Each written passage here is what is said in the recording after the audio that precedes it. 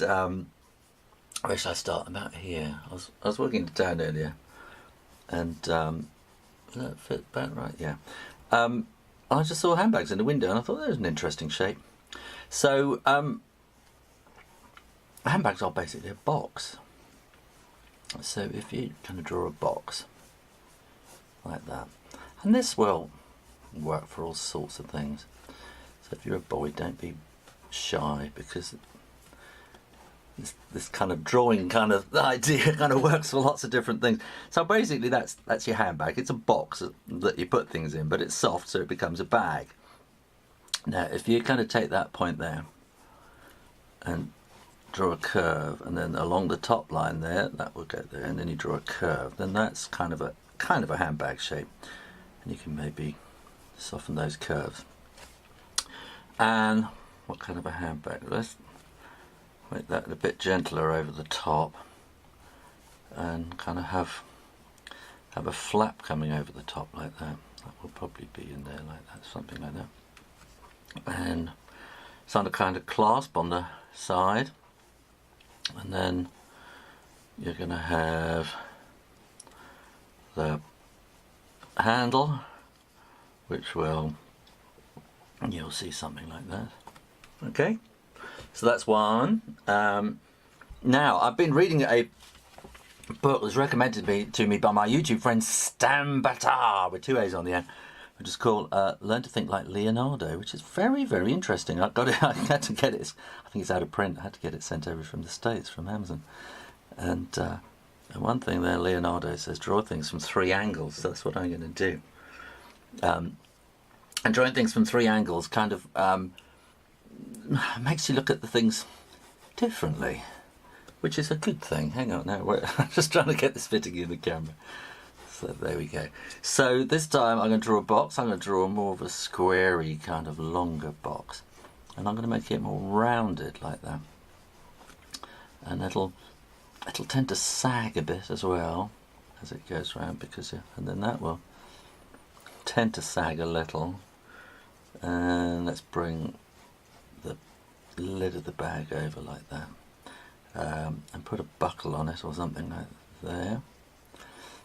And again, let's put a buckle or something on there, and that'll again go something like that, and we'll see that kind of coming round on itself there. And we'll just see if we can squeeze another one in. Should we do one from a really weird angle? So this is actually very light one. So this is, now I'm not going to bother with the box because you kind of got the idea of it.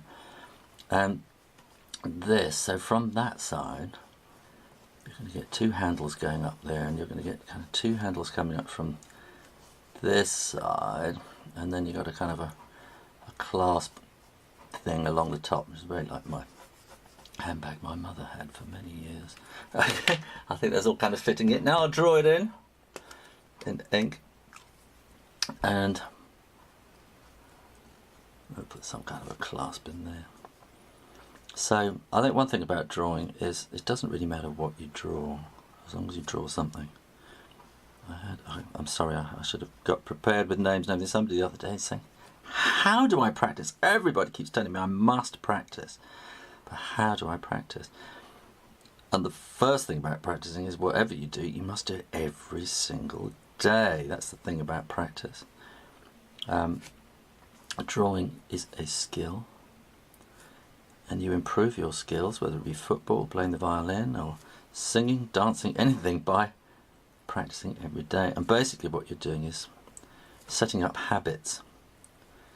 And if you start off with bad habits, you're going to continue with bad habits, of course, which makes it difficult, and then you've got to unlearn them all if you want to get any better. So starting off with good habits is really good. And one good habit to get into is, if you want to draw, is just to draw something every day. It doesn't really matter what.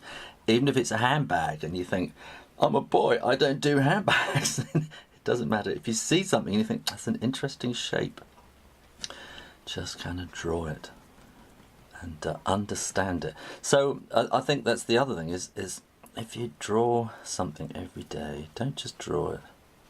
Understand what you're doing. And be inquisitive, I think that's another kind of Da Vinci kind of thing. Just kind of keep asking questions and be interested. Ask questions all the time. How does that curve work like that? Why does that work like that? So now the strap here, this is something, you see, which again is kind of really kind of difficult to do, especially since I'm pressing too hard and my pen is being drawn into grooves in the table underneath. It's kind of getting this flow, and the only way to do that is just to keep drawing and drawing and drawing and drawing. And but I hope you love drawing it so much. Now you can have a little thing like that. I suppose I've drawn a million pirate buckles before that I've kind of learned how they are put together so that I can just draw it like that without really thinking too much. And I haven't got anything in front of me. I'm not copying. I'm not. Haven't got any reference. This is all out of my head. Mostly, I should think, because I've drawn these kind of shapes before, and I kind of know how buckles work. Probably because I've done pirate books and things like that. Pirates always have lots of buckles. So, and I think that's one thing about being an illustrator. I think is, you kind of have to be interested in lots of different things and not think, oh, that's for girls or whatever. And